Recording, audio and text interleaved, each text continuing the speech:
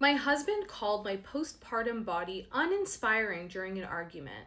Nothing really shocks me, but sometimes I'm confronted with situations like this. Sometimes as a mental health professional, you are confronted with something where it's like, we've seen it all, we've heard it all, we know pretty much everything that there is to know about everyone's deepest, darkest secrets, and we live with that, and that's part of the job. Truly, that is part of the job.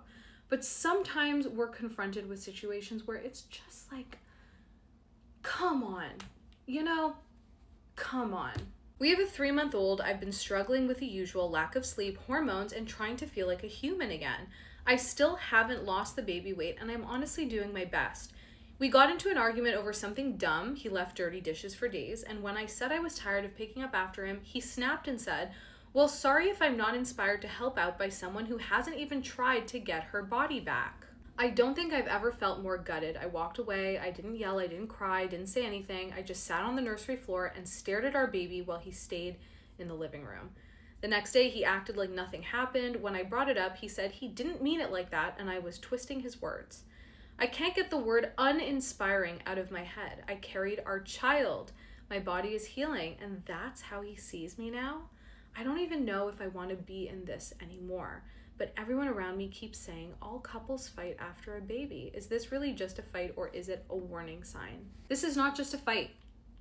A moment like this, in a team building situation like having a new baby, in a moment where she needs support, a moment like this and a sentence like that can change the way a woman sees her partner forever. She will never see him the same way.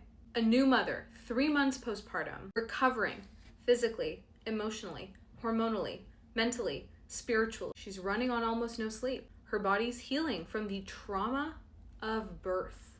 Her identity is shifting, and instead of compassion, she is met with contempt. He calls her body uninspiring in an argument over dirty dishes. Let me say this clearly.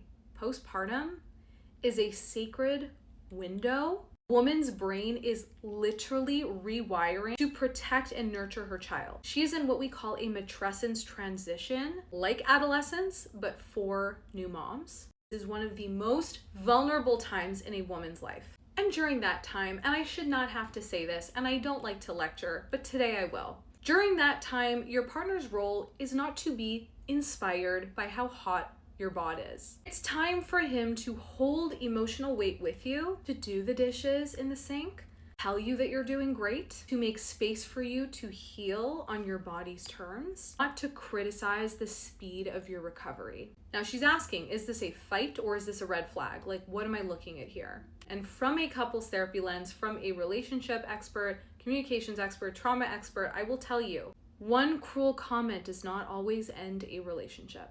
But contempt, especially during life transitions, is a huge predictor of divorce, according to Dr. John Gottman. What happens next is crucial. Number 1, does he take accountability? Sounds like no. Sounds like he's saying, oh, you're twisting my words. That's not accountability. Number 2, does he understand the weight of what he said? Again, sounds like no. Sounds like he's trying to brush it off. Number 3, does he repair? Not just with words, but with actions, with effort. The next day, are the dishes in the sink and are they dirty? Or is he doing them?